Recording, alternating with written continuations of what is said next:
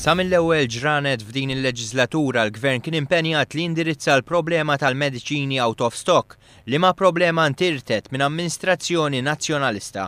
Dan qalu l-Prim Ministru Joseph Muscat meta tlieta filgħaxija wieġeb għal dak li qal il-kap tal-Oppożizzjoni fil-Parlament nhar it-Tnejn li għadda. Permezz ta' bidla fid-direzzjoni minn 113 il-mediċina li kienet nieqsa dawn niżlu għal 35 u dan juri l-impenn konsistenti tal-Gvern li indirizza din il-problema. Żinna dil-problema 113 l-item out of stock għal 35 li xorta huma ħafna. Immek tifronta problema, mhux billi titratta jissu l-out of stock tant il-grocer. Dawn hemm serjetà, hemm sistemi ta' serjetà li jridu jiddaħħlu fis-sistema tas-saħħa. Dwar is-sitwazzjoni li nstabet fl-isptar Mater Dei din kienet waħda fermar minn dak mistenni. Bin-nuqqas timmaniġjar f'dan is-settur ikun il-qofol tal-problemi li għaddej minnu l-isptar. Il-Prim Ministru żvela dettalji xokkanti fil-qasam tas-saħħa b'mod speċjali fl-isptar Mater Dei.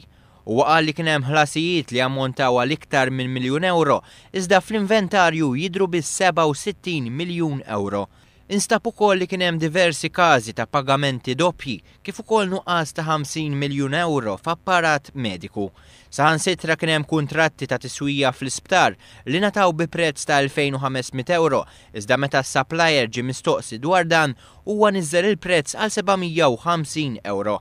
Il-Prim Ministru Joseph Muscat kellem ukoll dwar il-burokrazija tremenda li qed hemm fuq ix-xiri ta' mediċina b'detriment dirett għal pazjenti. Tafu kemm jista' jgħaddi żmien bejn li tagħmel purchase requisition biex tixtri mediċina bis-sistema preżenti li qegħdin inbidlu.